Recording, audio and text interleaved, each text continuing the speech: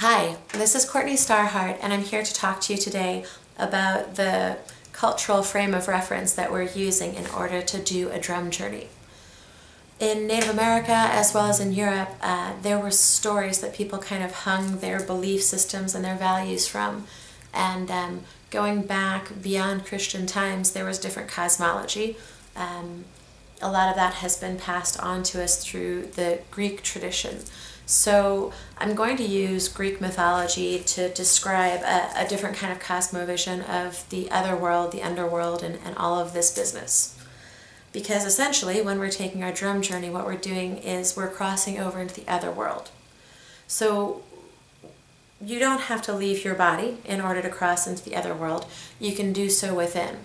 So when I talk about developing inner vision for my clients, what I mean is that they start a dialogue with the universe inside of themselves, and all they really need is a symbolic language to be able to communicate with spirit. Spirit guides and helpers, and even our ancestors and great mystery itself, or Mother Earth, they all communicate to us in a symbolic language, as do our animal helpers.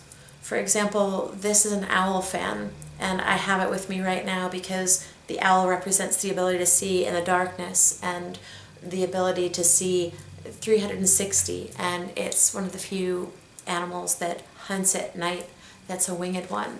So it's interesting. What does owl mean symbolically? There you have it. We're starting to develop a symbolic language. And that's why we journey into these unconscious realms and these superconscious realms, because we're trying to start a dialogue ourselves. And I won't tell you what anything means. I might have suggestions. If you go on a journey and you bring back a piece of information, I might kind of say, oh, well, to me that means this, or I'm getting this from that. But it's really your journey, and what I try to do is empower people. So along the lines of empowering people, I wanted to take us out of our day-to-day cultural context, where we're usually either Christian or Jewish or Muslim or Buddhist. I wanted to tell a different story. So I tell the story of Persephone. Behind you here, you have the Tree of Life, and at the bottom is the earthly plane, and the next level up is the spiritual plane, the unconscious or the superconsciousness that resides there. So what we're doing is we're crossing over and shifting our kind of consciousness, our vibration, and we're looking within rather than looking outside of us. So of course that's kind of symbolized by crossing a river, which was called the river Styx in Greek mythology, and Hades was the place as well as the god of the underworld, and Persephone was the daughter of Demeter. Demeter was the goddess of the earth and the hearth, and that was Zeus's wife. And so the daughter Persephone was sitting by the riverside one day, as it was told to me, an old version, and she was talking with her friend, who was a mermaid. And the mermaid was the daughter of the great sky god, the god of time. And so she was a star being, she was a sky being, and in the form of a mermaid sitting there talking with another, kind of deity, Persephone, who was supposed to be very beautiful and was unmarried and was duly hijacked by the god of the underworld and taken away in his chariot. The reasons why she went to the underworld are complex, and why does one go to the underworld? Well, they say in some cultures that are ancient from that area that she went voluntarily because she wanted to teach people how to get better. And there were spirits that were trapped in the netherworld that she felt, could be liberated and didn't deserve to live there forever. So an act of loving kindness is one reason maybe she went. But then also, the kind of male-dominant society would say, oh, well, it was like a violation of her will, and Hades raped her and drug her kicking and screaming to the underworld. I don't know. However she got there, she ended up being there 6 months a year because she ate from some of the food in the underworld before her parents could get her back up and out.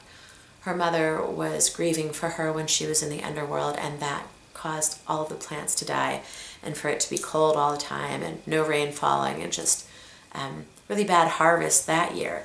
So she does get Persephone back, and they negotiate that she'll be in the upper world for 6 months and in the underworld for 6 months. And that was how they explained about the seasons. So what we do when we journey is we get to the base of a tree.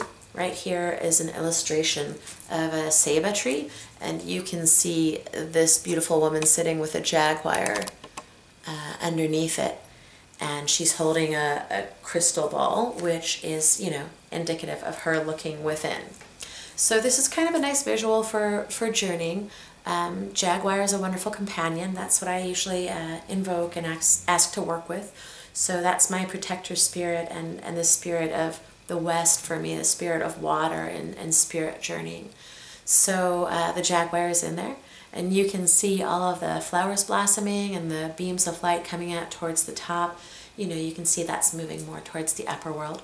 But that split at the base of a tree, for me, is a really great portal. And when I envision myself kind of wiggling down the base of the tree and into the roots, then eventually you'll hear water running. And you follow the sound of the trickle of that water, and you come to a place in your mind that looks like a river. From there, what we do is we all kind of wait till, you know, the group has gathered up on the shore, and most people really do show up, and then the boatman is called.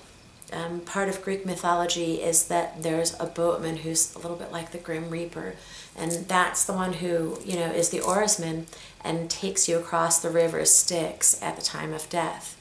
But we can also journey without having to die. We can go in our inner world. Some people seem to move out of their body too and do this astral projection thing. It's not something that I typically do, but I can journey within and not have to shoot out. We end up by the riverside. The boatman takes us across the river, and there are kind of 3 main places. There's, when you get to the other side, there's the underworld, and it'll be dark, and you'll feel a heaviness, a suffering, a weight, and you might even hear screams and creepy things, you know, zombies and skeletons, and, you know, everything scary is at the low, low end of the underworld. I really don't recommend getting off the boat there. When I work with people who have severe, severe trauma, and especially like, you know, warriors who come back from battle, they have such deep trauma that you do have to take them there. But for the average person, we're going to kind of skip that deep suffering place and move a little bit farther up where it's starting to get a little lighter. You get off at the shore there. So that's like an upper aspect of the underworld, something not so hellish and dark. So you get off the boat there and you go in and you look for a cave. And in that cave will be something that you need to recover from either your childhood or your unconscious. It can be in the form of a scroll, it can be a book, it can be a gift like an instrument, it can be gold, it can be, you know, you in a dress for your prom. It could be so many different things that you find in the cave. You know, you can't really limit yourself, but it'll be symbolic. So we're developing a dialogue basically with our unconscious and starting to work with it and make friends with it. We come back.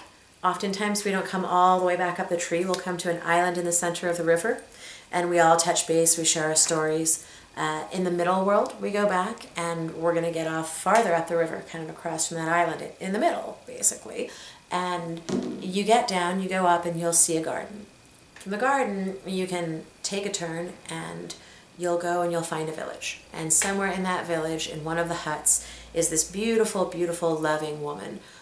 Very mother-like and very comforting, and that woman will work with you and give you something, or, you know, feed you and take care of you. It's all about comfort here. And she can also give you a gift from the shelf. You know, she has lots of tools in that hut that she's in, or that home, that can help you to feel good in your body. When we go to the upper world, we come back from that middle area, come back to the island, we get on the boat again, and we're going to keep journeying. And after each different part, the underworld, the middle world, and the upper world, we touch base during our class. So what happens is you look up the river and you see a distant mountain range, and you're going to head towards that. And just your intention usually will carry you. You get up to the mountains, however you get up there, and you find an elder. A lot of times it's an elderly man with a white beard and the cane type of thing. Something that represents wisdom to you. It could be an angelic form, or you could just go up a tree. There are lots of ways to get to the upper world and you'll feel it out, but the mountain usually works. And there at the top of that mountain, in a monastery or in a tree or whatever your consciousness uses to start that dialogue, you're symbolically at a higher level of consciousness. And from there you can communicate with beings who have more refinement and higher vision, a higher perspective. And they usually help you to protect you, to guide you. Sometimes you can find spirit animal helpers here, people say, and then people say in the underworld too. So you go and you retrieve whatever you need, you make relations with it, make friends with it, and then you see if you can bring back an aspect of it. At that point, we usually come back with the boatman all the way back to the side of the beach where we came from. We all come back up the trunk of that tree, wiggle our fingers and toes, and we're back in our normal consciousness. If you do the 3 different attentions, the under, middle, and upper, usually takes about an hour, hour and a half for that type of class. So that's what you can expect at one of my drum journey classes. If you're a private client and we're doing a painting together or we're doing a healing session, it can be lots of different things depending on your schedule, your time, and your needs. So that is my story about the underworld, about crossing over. It's important to come back. There is no such thing as heaven and hell, people. It's all a state of mind. In the body, you do get a little bit locked in to one belief system, or the fear and the stress and anxiety gets programmed, and the stories neurologically do get programmed into your brain. So it's not that easy to get out of the hell realm in your mind unless you know the tricks of the trade. And that's what I'm here for, is I'd like to share with you lots of different techniques. From nutrition with kombucha that gives you the basic building blocks that you need, and lots of B vitamins, cleans the gut, detoxes you. That's a great trick. To practices like yoga, martial arts, I think mindful walking, lots of things like that. Sweat lodge, obviously, that's ceremonial. Any type of prayer lodge, meditation, those type of things are very helpful in starting to cleanse your programming that might be painful, or your stories that don't serve you anymore. So I think that's all I can say for now, and I'm happy to have told you the story. People ask again and again, can I say this online? So now you can, for better or for worse. Thanks a lot. This is Courtney. Bye for now.